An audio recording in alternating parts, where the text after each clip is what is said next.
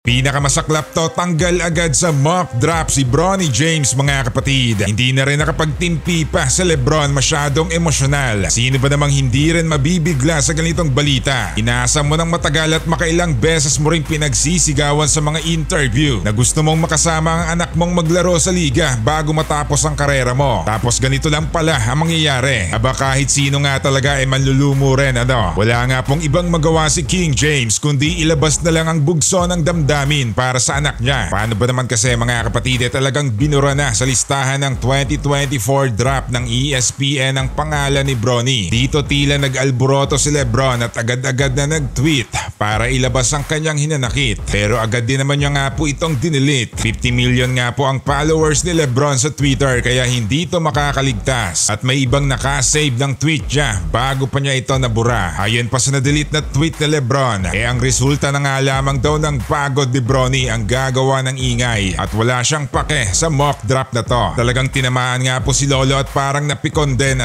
dahil agad nga rin siyang nagparinig sa Twitter. Pero nang mapagtanto niya ngang mas lalo pa yatang ibabash sila ng tao, agad niya nga rin binura. Pero huli na nga ang lahat dahil napakabilis rin talaga ng mga followers. Medyo hindi nga rin po talaga maganda ang nilalaro ni Bronny James matapos nitong ma-cardiac arrest mga kapatid. Kumakamada lamang to ng 5.5 points per game sa 37.1% na shooting. Aba talagang mababa nga po yan Maraming mas matataas na stats na makakasabay niya sa draft. Kaya para sa ESPN walang wala ang ganitong performance kaya biglang binura na lang nila sa listahan. Freshman nga po sa USC Tiger itong si Bronny. Bagamat meron siyang mga laro kung saan animoy handang-handa ng sumabak sa NBA. Pero habang tumatagal nga na-outmatch siya ng mga kalaban at walang ka-impact ang laruan niya. Mas maganda nga po kung hindi pa siya magpapadrap at maglaro na nga lamang ng isang taon pa sa kolehiyo. Hindi siya dapat magbadali sa NBA at para na rin ma-develop pa ang laruan niya. Dahil mas lalong madidisappoint nga po ang lahat kung mababang kulang ang anak ni Lebron sa NBA kung magpupumilit pa sila ngayong taon. Mukhang hindi rin naman nagmamadali si Lebron na magretiro at yakang-yakap ang makipagsabayan hanggang sa ma-drop si Bronny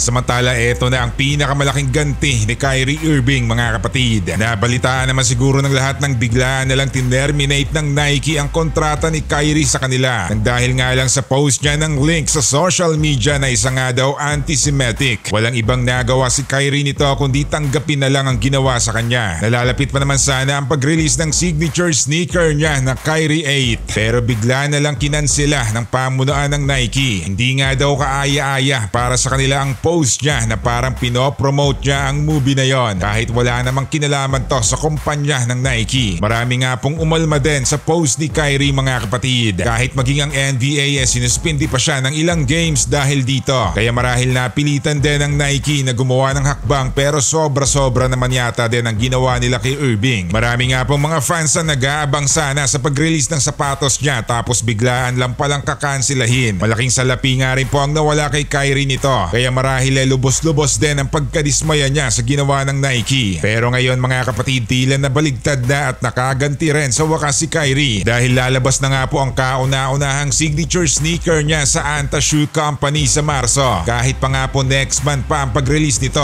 sinuot na agad ang Kaiwan shoe ni Jaylen Brown sa All-Star Game kaya lubos ang pagpapasalamat ni Kyrie dito. Pang-hype na nga din po yan para makita ng mga fans kung gaano kaganda ang unang sapatos ni Kyrie sa Anta. Saktong-sakto din nga po ang pagkakapromote niya dahil naka 36 puntos din dito si Brown